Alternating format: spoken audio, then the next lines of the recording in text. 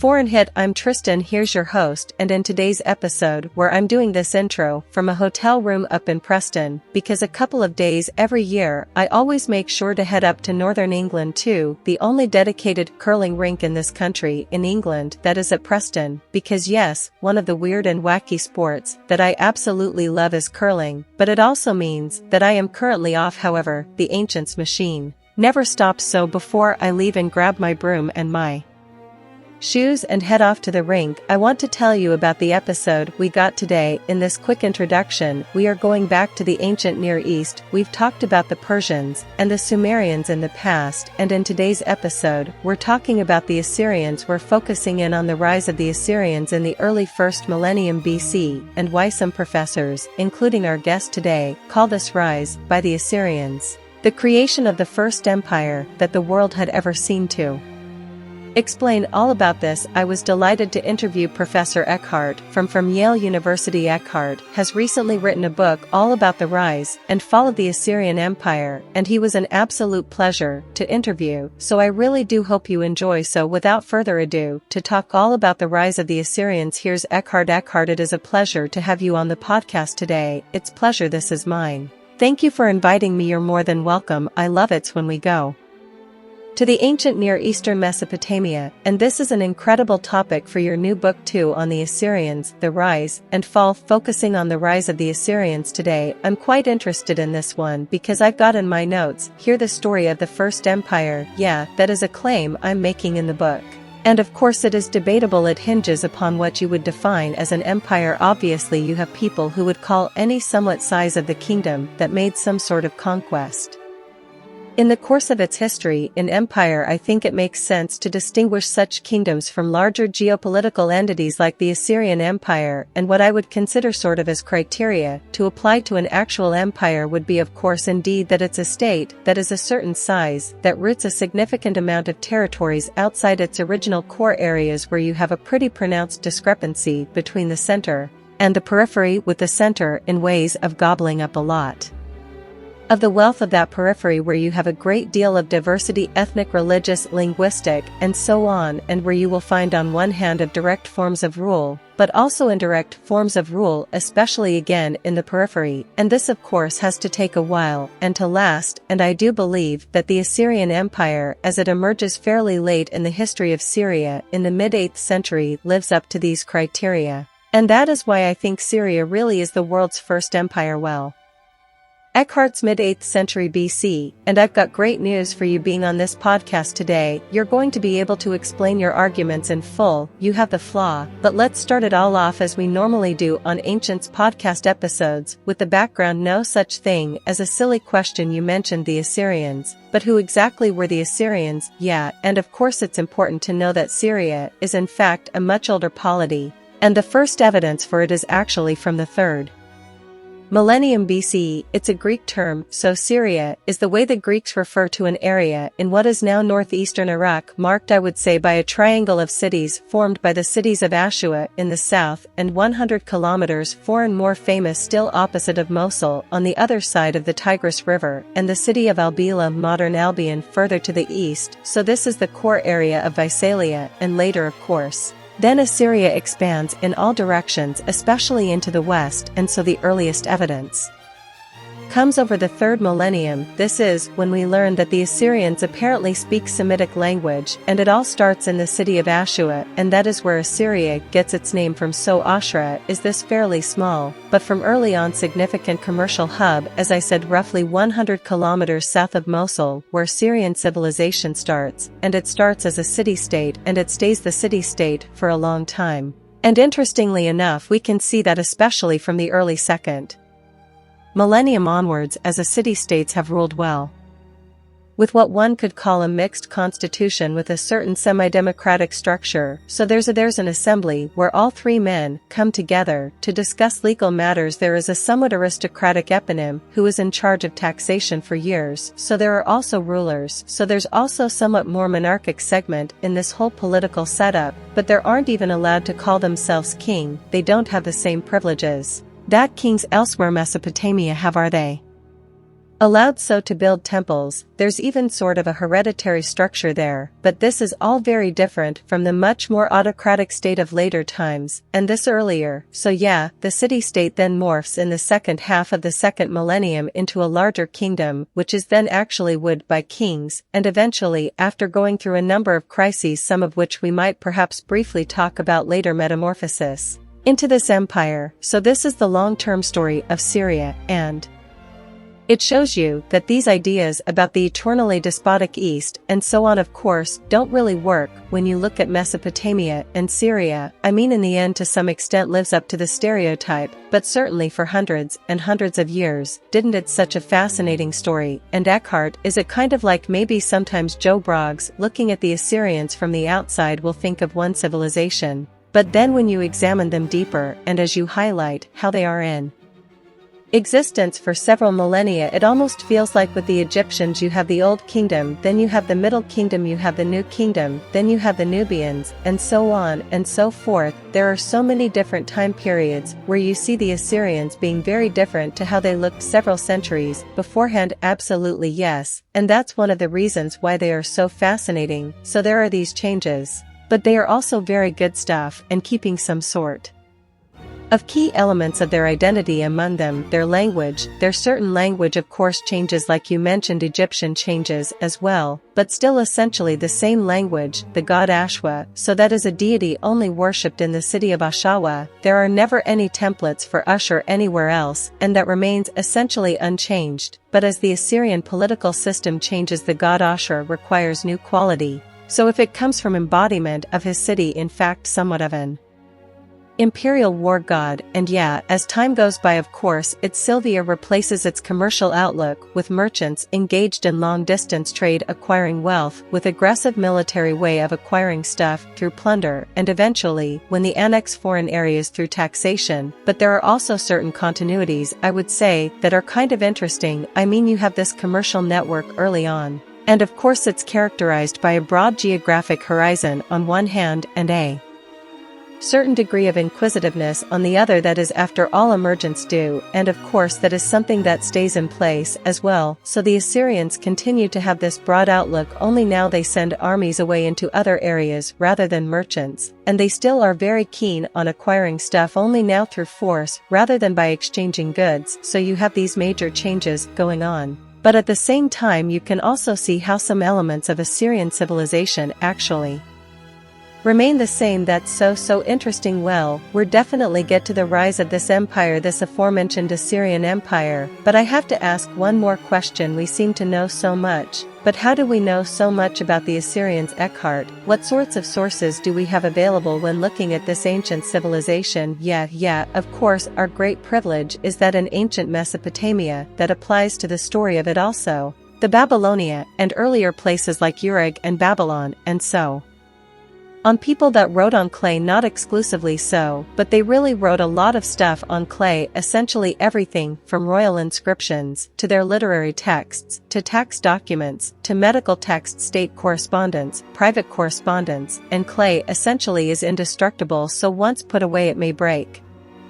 And in fact we find many of those tablets broken in small pieces, which have to be rejoined, which is a major challenge for our small tribe of osteologists, that what we do in our daily lives among other things, but it's all there. So formula, we have roughly 1 million documents, and quite a significant portion of those comes from the Syria. Now unfortunately, I could say not in the same numbers from all periods, so we have certain periods that are very well documented. For example, the oldest theory period, when you have these merchants. So there we have some 25,000 tablets from Syrian merchant colony called Karnesh in Anatolia, and they provide us a lot of information on what these merchants do, their commercial activities, and all that. Not so much on its own politics. Actually we have it very different, but again very rich set of sources from the first millennium. And also from the second half of the second million year we continue to have letters, and so on, but now we also have large numbers of royal inscriptions written by the Syrian kings in addition to other historiographic documents, and those describe their political and especially their military activities in great detail, and one of later sowing kings, for example, his inscriptions are some 1,000 lines long, and I mean they're really literally thousands of them, so we get to know a great deal stuff about those very kings, but there's a certain imbalance again. So we know a lot about those kings in later times, but not that much then about these black say private initiatives and neo-certain times, as we do for example for the oldest living period, and in between we have periods where we actually have very few sources, so the transition from the city-state to a kingdom in the mid-second millennium is hard to trace, because for some 300 years, between 1700 and 1400 BCE, we have very few sources altogether, though the evidence is very rich, remarkably rich, and especially these state archives from the late Assyrian, from the imperial period. Plus those royal inscriptions give us a chance to have an enormously detailed eclipses into the political world of this time. Well, it's so interesting how Assyria evolves almost from city-states into a kingdom and then ultimately into an empire, what you would call the first empire that the world knew. So come on, let's now delve into this. When do you argue that this first empire, the Assyrian Empire, started to emerge? Yeah. So I would argue I'm not essentially the first to say this is a really major departure point, even though my emphasis on empire is perhaps a bit unusual. I would say this happens under the rule of a king named Tiglath-Pileser III, who wrote some 745 to 727 BCE, who comes to the throne under circumstances that are actually rather problematic. This is a previous period is characterized, surprisingly enough, by a number of very substantial crises, and we can perhaps talk about this a little bit more in a moment, but he manages to turn this all around, and within just 18 or 19 years of his reign essentially more than double the size of the Assyrian kingdom, and also really changes political structure. So prior to that, do so in core area ruled by kings until then was between the eastern bank of the Euphrates River in modern Syria and sort of the western part of the Zagros Mountains in the east, which would be sort of in eastern Iraq, western Iran. Now Tiglath-Pileser expands the stereo massively, and he not only sends troops of the plunder, but he annexes parts of those areas where his troops operate, and a large number of new provinces is created, and so you do eventually have this great linguistic, religious, ethnic diversity within Australia. At the same time, they are still of course also indirect forms of will that continues to employ, but the whole thing becomes so large that I think from then on one can really call this all geopolitical entity in empire.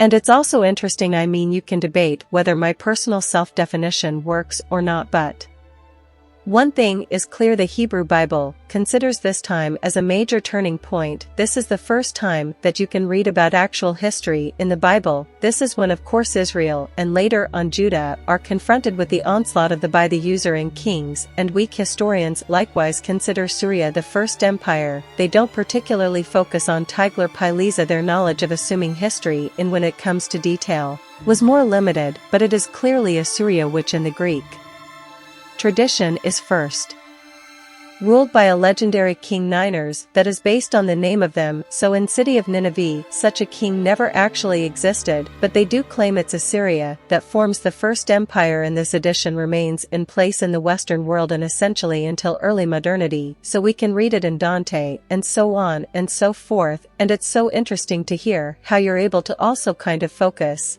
in on this particular monarchic Pileser III, and as you've hinted at, as you mentioned that earlier, we're going to focus in more on this figure now, and let's start with almost the background of his reign. It almost sounds as if the period before he ascends the throne is this a time of turmoil, a time of crisis for the Assyrian kingdom. Yes, so I would say sort of up to roughly 820 things were going pretty well for the experience, the variety of kings who expanded Assyrian power, and King Taiwan is at the third sent his armies very far less. Everything was looking good. The Assyrian crown was very strong, unquestioned, and all that, and then so between this, the time between 820 and the rise of Tiglath-Pileser in 745, there were two things that happened. On one hand, Syrian officials, mostly military officials, generals, and so on, but also a number of administrators, became very influential. We can see that from the fact that they suddenly start to write very elaborate inscriptions, really like kings. which we hadn't been allowed to do. They rule over significant portions of the Assyrian kingdom. The actually Syrian kings seemed to stay in office during this time, but there's very little we know about them. They have little reason to write anything. Also, it seems really that this great man, this magnates as they're sometimes called in osteology, that it's them who call the shots now. Whether that necessarily is a sign of a crisis has been debated, and has also been argued that the independent agency of these magnates has led, for example, to the development of land in certain territories of Assyria, and I do think on the whole probably this is correct. This was not the magnates, did not, for example, create an economic crisis on the country. They might indeed have contributed to the economic development of Assyria, but what we can definitely see is that between the 765 and 745 there was a crisis. We see that primarily from a document according to Uso in Eponym Chronicle, which gives us very sort of concise, but accurate and unideological information on main events of a given year. And what we see during these 20 years in the mid-8th century is that on one hand what happens in Assyria is that there are several outbreaks of plague, first in 769-5 and then again in 759, and it seems likely that these were connected, that there were probably a plague and epidemic that lasted over years if not decades, and again probably linked to those epidemics, I would argue, a number of insurgencies. So the Eponym Chronicle, unlike the soil inscriptions, actually just simply mentions also these crises, and it refers to several events that were insurgencies in a variety of cities, including the religious capital of Assyria, Ashawa, which must certainly have been very bad. And it's also clear that during many of these 90 years, the Assyrian army would not go on any campaign, so the So in Eponym comedy would simply say the king and the army stayed in the land, and that was not what usually Assyrian kings were doing. They were expected. They've got Usherites have commanded them to do this. They were expected to go on campaigns. They couldn't because of this crisis. So it's all the most surprising that when then suddenly in 745 TLB Laser comes to the throne in the course of another rebellion, this time political capital of Missouri at the time, the city of Kala. It's also more surprising that then suddenly within just 18 years, this king manages to expand this area so massively. And I would argue that actually the crisis is exactly the reason why he does it. This is the action, the expansion of the Syria, and the various reforms that he puts into place, a reaction to the crisis. The loss of life that this pandemic must have caused, the loss of wealth, is compensated by him by sending his troops into territories elsewhere, which might have been a fact that we are not totally sure about this, by this epidemic as well. Of course it might have been weakened too, which would have enabled him to do this. At any rate he does it, and of course, then he funnels wet. And he also funded to lots of people back into Syria. So one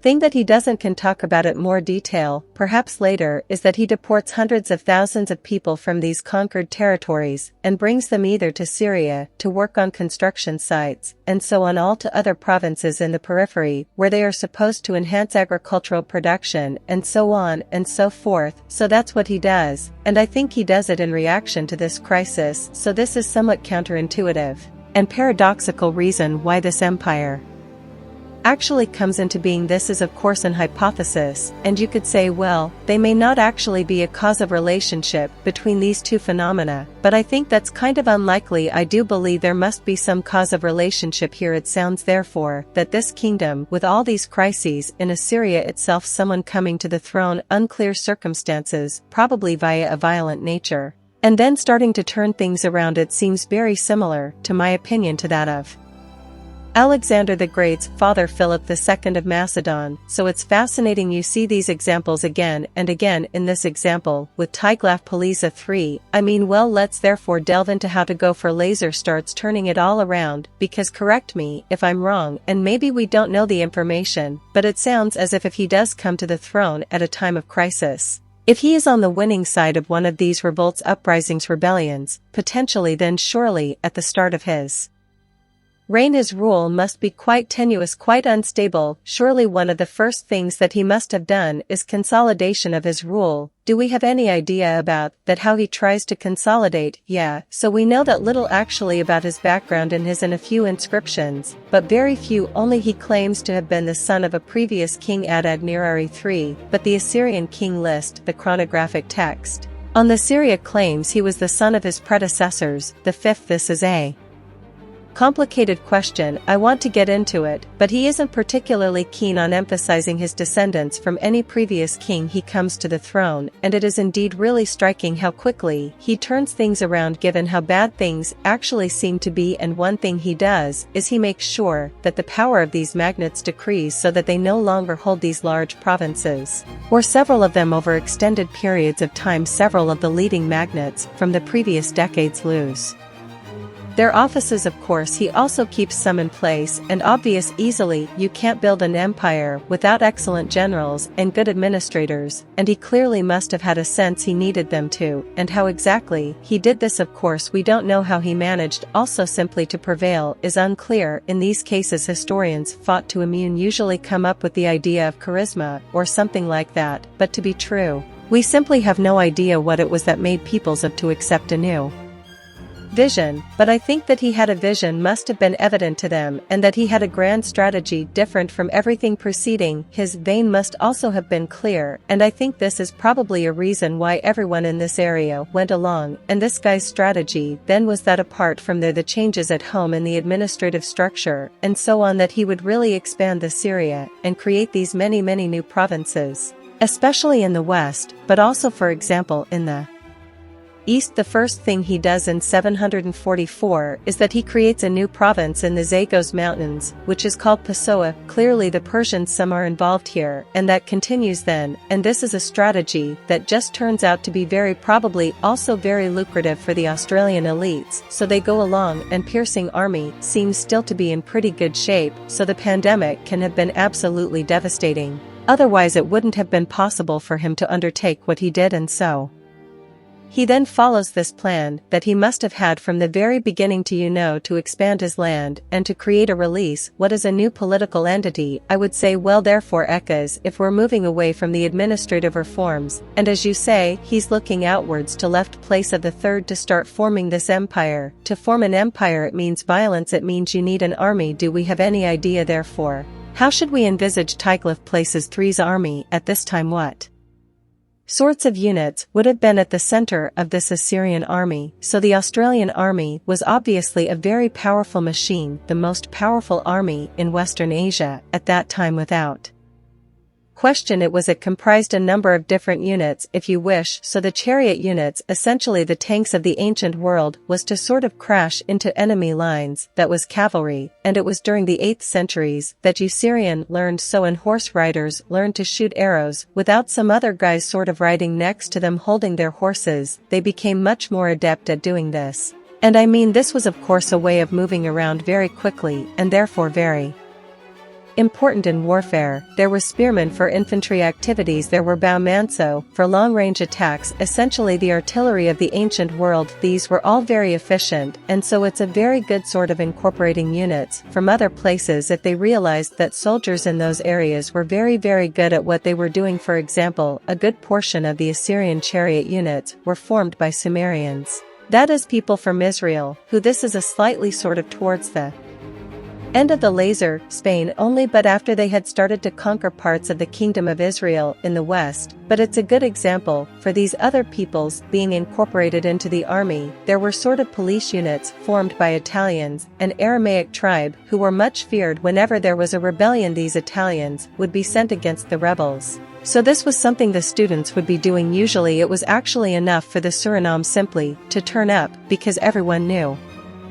they wouldn't really have much of a chance to prevail. Occasionally the Assyrians had to engage in siege warfare. The cities would try to withstand a siege, and then the Syrians would try to conquer the city with the help of siege towers and tunnels and siege machines of various types, and so on and so forth. This is illustrated not only by the text that we have, but also by usual number of stone reliefs with scenes of warfare that were lining the palaces, not only of Tylopolizer III, but also of later Syrian kings, and that give us a lot of information on the realities of the Assyrian military. So all in all, it was then there were you saw in military was accompanied by priests, who provided sort of moral support. There were scouts, who would spy on enemy movements, and all that. There was a very good communication system in place. The king would know where enemy armies would move to. This all, of course, contributed as well to the great success of these Caesarian armies. Taught me about Tiglath-Pileser III's military campaigns. To where does he and his army go, and against whom does he campaign against, and they've mentioned a few of them, but let's just kind of highlight the grand extent of the campaigns that have conquest that he does. The first campaign goes against Babylonia, does not yet so decisive, the second, and against the east, and there he creates these first new provinces, Passover being one of them. But perhaps then more important is what he does in the west. So he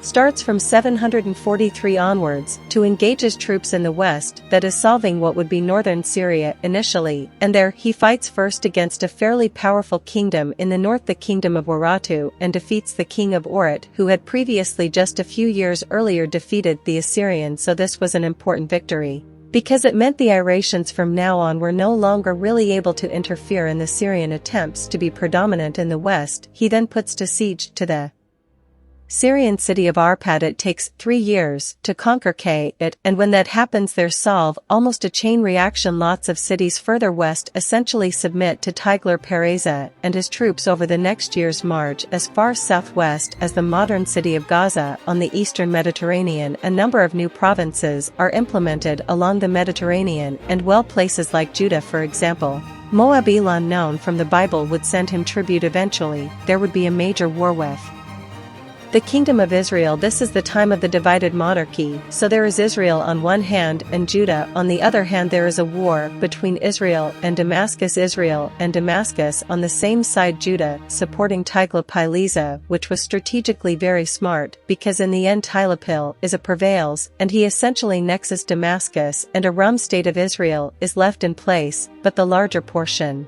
is being turned into the provinces as well, and that is almost the end of the independent kingdom of Israel, whereas Judah continues, and the Bible doesn't like the Judean king Achaz for his collaboration with the Glabilities, and criticizes him for it and for taking over some Syrian customs, and so on. But politically speaking, this was probably a very good move on his part. Then after having this century secured the east, he wins, if you wish, for him probably his greatest prize, and that is Babylonia. Babylonia is always key for Syria. Babylonia is sort of the front head of civilization for the Assyrians. This is very much like Greece for Rome, so the religion, the literature that the Assyrians adopt comes from Babylonia, to significant extent, of course. The exception and religiously would be the god Asha, was generally Assyrian, and so they have a very ambivalent relationship to Babylonia. They admire, they are willing to provide Babylonian cities with great privileges, but they still want to rule it. And the Globalizer actually in 729 manages to conquer Babylon, and then he is crowned in the city of Babylon, and it's interesting, it's called the personal union. So elsewhere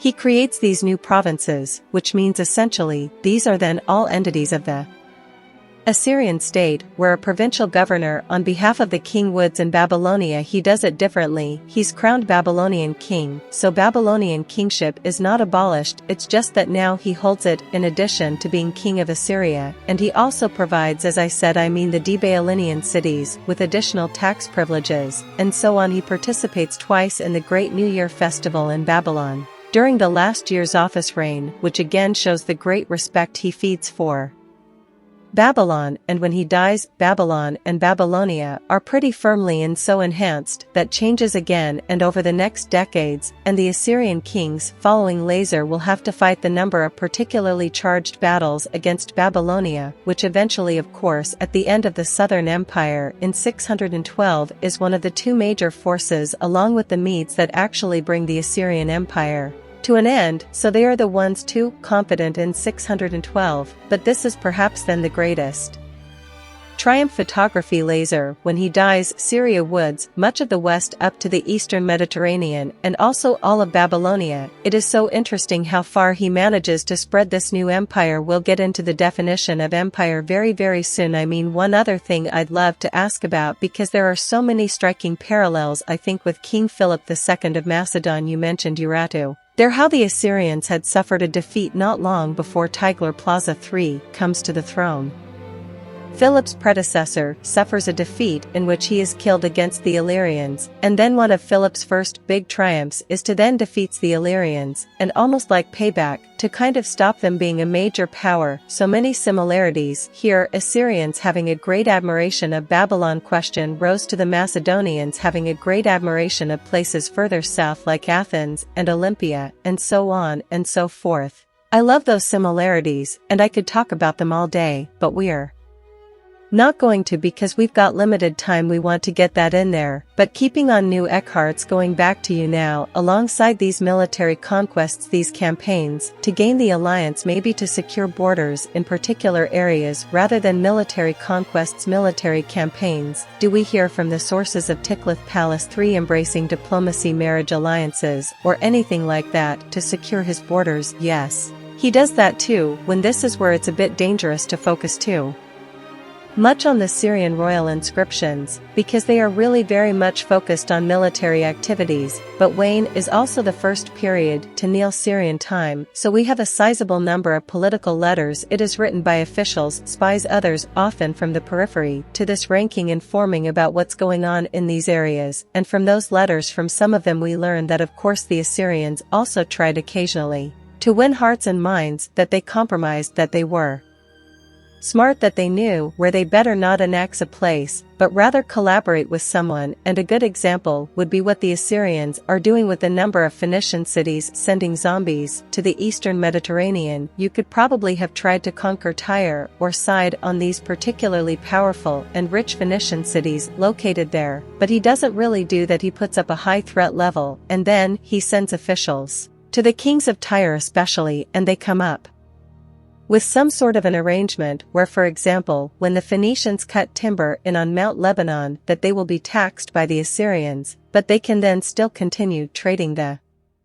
other Syrians also do not interfere with the Western trade of definitions, knowing very well that Syrians are never really seafaring people, so they actually profit from the trade of definitions of physicians, can pay them more tribute and more taxes if they can actually engage in this trade, and the Assyrians, of as being merchants, as old merchants in their own right, of course, have a good understanding of that. And we have a number of letters in which certain called the Ashua, who might have been a provincial governor in the eastern Mediterranean area, it's not entirely certain, writes about his encounters with the people in Tyre, and inside on it, he says, like, some of the people in Tyre are obliging or doing what I want, whereas an inside and I don't. And then he's sending these Edoins, and when they arrive on the scene, and the people inside on actually submit and paying taxes. So this is all happening, of course, at the same time, and it's especially these political letters which are really fascinating source for reconstruction of political history of the time that provide us with information on this. We know from later certain things that they were sending their daughters, for example, to particularly important allies in countries far away that they weren't able to conquer. Sometimes this leads to long-time alliances, sometimes it also fails, while at the same time those allies or vassals are clan kings,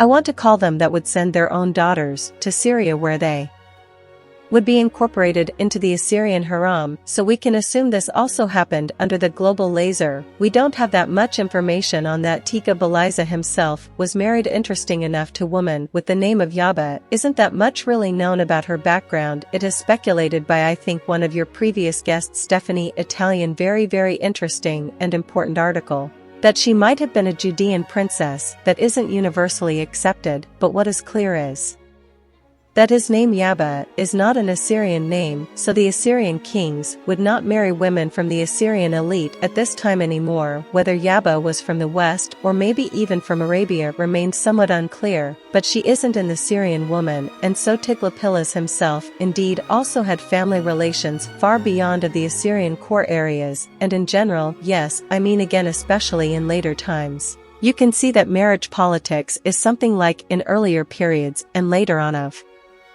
course that's very important. It's a fascinating tool used by empire builders throughout ancient history, as you mentioned earlier, taking certain populations to faraway places to get them out of a particular area. I'm not sure we might have enough time to really delve into that today, sadly. However, I need to ask you some of the bigger questions as we start to wrap up. Is Tikhonov plays at the third, he's created this massive empire, stretching from Babylonia to the eastern Mediterranean seaboard, but it begs the question once and for all, kind of wrapping up, why should we call this the first empire? And the reason I ask that now is basically to quell my mind as a Joe blogs why we shouldn't call something like the Akkadians beforehand and their forming of a large kings, and why we shouldn't call that an empire, but we should call this multi-ethnic multi-language empire of Tiglath-Pileser III and empire, yeah, and again. I mean, I talked about a little bit already when we started our chat. I mean, I'm not expecting that there will be universal agreement about my claim the Assyrians are the first, and you mentioned the old Akkadian Empire. My colleague Ben Foster wrote a book a few years ago, where he essentially claims the old Akkadian kingdom after the time between roughly 2350 and 2200 BC is in fact the first empire, and it is true that in the older Getting kings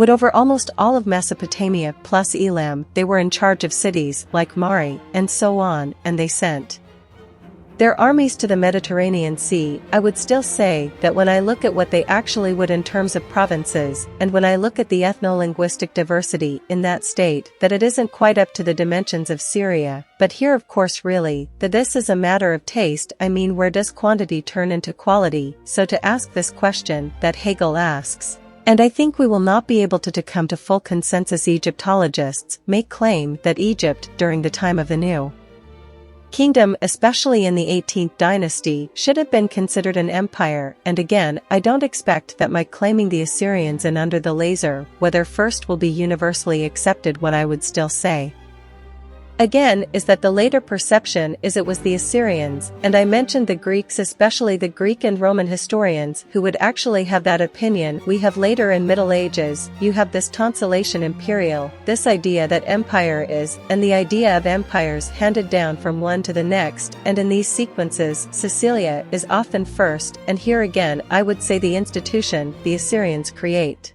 were in fact then emulated, adapted by later empires. First the New Babylonian Empire. Syria comes to an anti-certain empires. It collapses in dramatic ways in 600 Iran, so between 660 and 609 CE, but empire is a shape-shifting phenomenon, so the next empire is just waiting to take over, and that's the new Babylonian Empire, which then in turn in 539 collapses, and what follows is the Persian Empire with Osiris the Great, the first king who conquest Babylon, and this lasts under the 333 or 331 if you wish, when Alexander the Great were well known to you of course. So yeah, it comes to the Middle East and all these differences, and then you have the Hellenistic kingdoms, and so on. These states draw on the institutions the Australians have created, especially the provincial, the idea of provincial rule, but also for example, when you look at the new Babylonian Empire, the state bureaucracy is really modeled upon the Assyrian state bureaucracy. When you look at the Persian Empire, it's interesting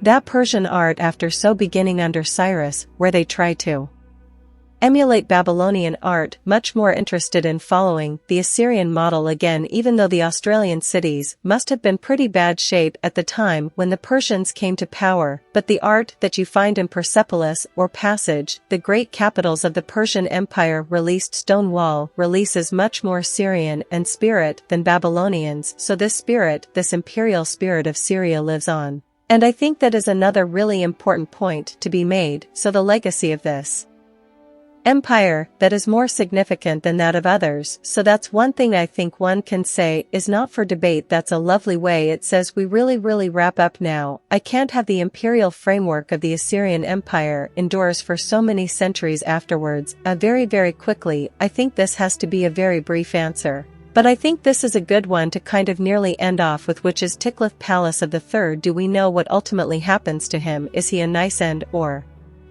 Normally, they don't have very nice ends. Do we know what happened to him at the end of Israel? I mean, he dies of old age of the third, that his throne name his actual name is, and we know a little bit about interactions between these two, which were quite harmonious. Social management. The third, as crown prince, writes about, for example, transporting ice on rafts made of inflated skins to Assyrian capitals on receiving tribute from delegations, and so on. So the two on good terms, and in this case, the succession to the next king actually seems to have worked quite without the problem. This changes with later reigns again, and one reason for the eventual collapse of the series is probably the question of succession was never really fully resolved in a way. But take like is the third. Happily for him, didn't have to cope with that problem. Well, I can't see you explain all of this in your new book, which is called Eckhart as Soya the Rise and Fall of the World's First Empire. Fantastic. Well, Eckhart, it's been a pleasure, and it just goes me to say thank you so much for taking the time to come on the podcast today. What's a great pleasure for me. Thank you for having me. Well, there you go. There was Professor Eckhart from talking you through the rise of the Assyrians with key figures such as Tiglath-Pileser III. I hope you enjoyed the episode today. Last things from me, you know what I'm going to say, but if you've been enjoying the ancients and you want to help us out, where you know what you can do. You can leave us a lovely rating on Apple Podcast, on Spotify, wherever you get your podcast from. It greatly helps us as we continue to grow the podcast to even greater heights, to share these amazing stories from our distant past with you and with as many people at 5T as possible, and also to get professors such as Eckhart who've dedicated so many years of their lives to researching these particular areas of our distant past, where we can give them the spotlight that their years of research